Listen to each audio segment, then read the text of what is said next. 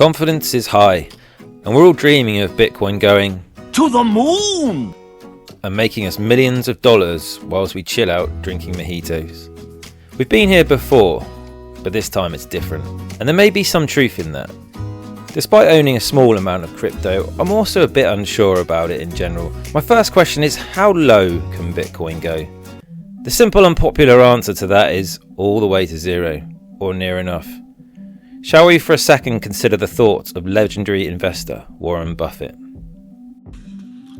Now, if you told me you owned all of the Bitcoin in the world and you offered it to me for $25, I wouldn't take it, because what would I do with it?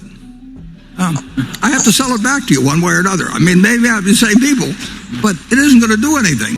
But that type of crash is extremely unlikely to happen anytime soon. It would take a pretty sizable event like governments making it illegal.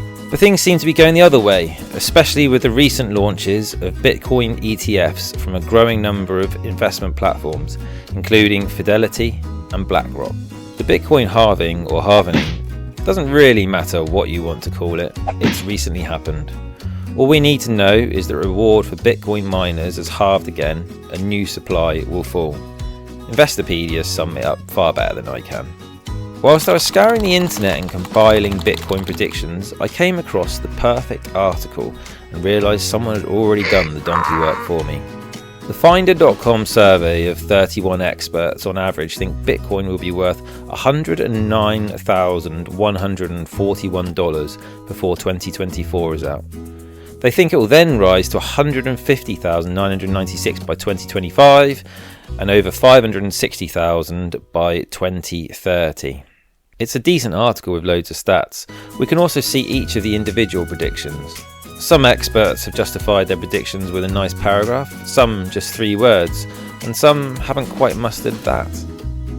One's only gripe is that nobody has published exact workings to calculate their prediction. Bitcoin ETF hype might be a justification for a buy or hold, but to put an exact price on a vague statement?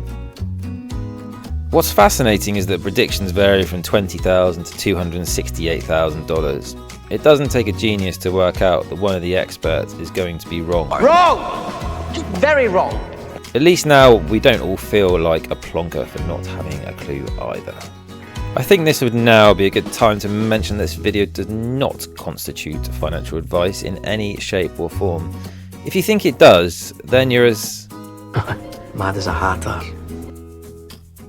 Next up, I thought I'd go back in time, have a look at previous predictions and laugh at how far off they were. Luckily, I also came across the 2023 predictions by a similar group. The polled finance professionals believe that Bitcoin could reach its peak in 2023 at 35,459. However, the actual highest point was just over 44,000 in December 2023. Professionals are actually conservative in their estimation, and considering how volatile Bitcoin is, that wasn't a bad guess at all. My next question is this: when is a prediction not a prediction?